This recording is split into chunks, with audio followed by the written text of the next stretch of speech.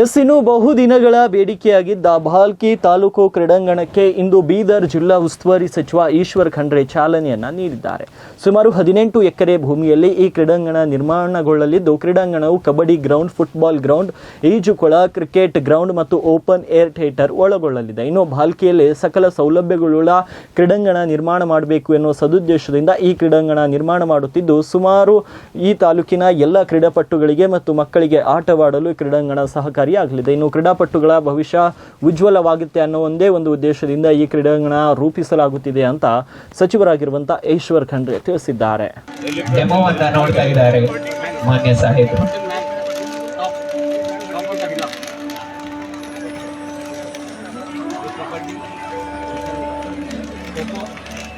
ಎಷ್ಟು ಕೋರ್ಸ್ ಮಾಡ್ತಾ ಇದ್ದಾರೆ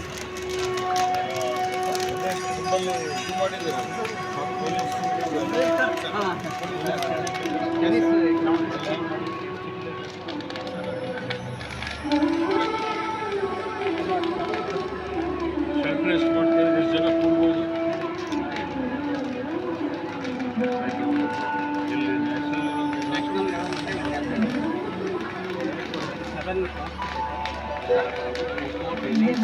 ಯೋಜನೆ ಹಾಕಬೇಕು ಅಂತ ಹೇಳಿ ವಿನ್ಯಾಸ ತಯಾರು ಮಾಡಿದ್ದೀವಿ. ನೀವು ಬಂದು ನೋಡ್ಬೋದು. ಇಲ್ಲಿ ಈ ಕ್ರೀಡಾಂಗಣದಲ್ಲಿ ಹೊರಾಂಗಣ ಇದೆ, ಒಳಾಂಗಣ ಇದೆ. ಇಲ್ಲಿ ನಾವು ಸ್ವಿಮ್ಮಿಂಗ್ ಪೂಲ್ ಮಾಡ್ತಾ ಇದ್ದೇವೆ, ಇಲ್ಲಿ ಜಿಮ್ ಮಾಡ್ತಾ ಇದ್ದೇವೆ, ಇಲ್ಲಿ ಕಬಡ್ಡಿ, ಫುಟ್ಬಾಲ್ ಗ್ರೌಂಡ್ ಇದೆ, ಕ್ರಿಕೆಟ್ ಗ್ರೌಂಡ್ ಇದೆ, ಇಲ್ಲಿ ಬ್ಯಾಡ್ಮಿಂಟನ್ ಕೋರ್ಟ್ ಇದೆ, ಎಲ್ಲಾ ರೀತಿಯಲ್ಲಿ ಕಬಡ್ಡಿ ಇದೆ, ದೇಸಿ ಆಟಗಳು. ಇವೆಲ್ಲವೂ ಸೇರಿ ಇವತ್ತು ಒಂದು ವಿಶಿಷ್ಟವಾದಂತ ಒಂದು ವಿನ್ಯಾಸವನ್ನು ಮಾಡಿ ಈ ಕ್ರೀಡಾಂಗಣ ನಾವು ನಿರ್ಮಾಣ ಮಾಡ್ತಾ ಇದ್ದೇವೆ.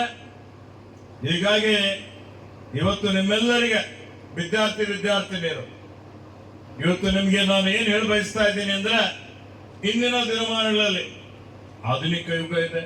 ನೀವು ನೋಡ್ತಾ ಇದ್ದೀರಿ, ಆರೋಗ್ಯವೇ ಭಾಗ್ಯ ಅಂತ ಹೇಳ್ತೀವಿ. ನಮ್ಮ ಆರೋಗ್ಯ ಚೆನ್ನಾಗಿರ್ಬೇಕಂದ್ರೆ ಏನ್ ಮಾಡ್ಬೇಕು?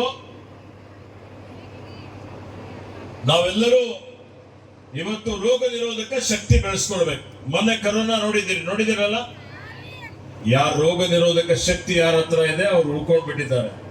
ಯಾರು ದುರ್ಬಲ ಇದ್ದಾರೆ ಹೋಗ್ಬಿಟ್ಟಿದ್ದಾರೆ, ಆಗ್ಲಿ ಹೋಗಿದ್ದಾರೆ ಇಲ್ಲ. ಅದಕ್ಕೆ ನೀವೆಲ್ಲ ಇವತ್ತು ಶಾರೀರಿಕವಾಗಿ ಸದೃಢವಾಗಿರ್ಬೇಕು. ಬರೀ ಮಾನಸಿಕವಾಗಿ ಪ್ರಬುದ್ಧ ಆಗಿದ್ರೆ ಸಾಲದು. ಇವತ್ತು ನೋಡಿ, ಶಕ್ತಿಯೇ ಜೀವನ, ದುರ್ಬಲತೆ ಮರಣ. ಯಾರು ಹೇಳಿದ್ದಾರೆ? Strength is life, weakness is death.